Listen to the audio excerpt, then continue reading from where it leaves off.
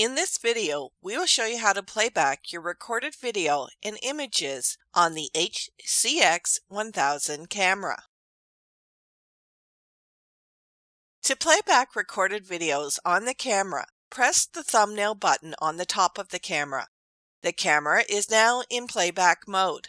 Thumbnails of videos recorded in the current record mode and format are displayed. To watch videos recorded on a different card or in a different mode and format, tap the Play Mode Select icon. Tap the card that you would like to view from. Then tap the Record Mode and Record Format to display. Tap Enter when your selection is complete. All videos recorded in that mode are displayed. A recording mode icon will be displayed on the thumbnail display. To play a video, tap a thumbnail. Select the playback operation by touching the operation icons.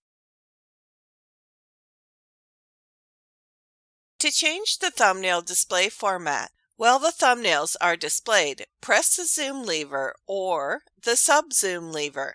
There are 4 thumbnail display options: 20 scenes, 9 scenes, 1 scene, and scene information display. To view still images, tap the capture icon on the Select Media screen.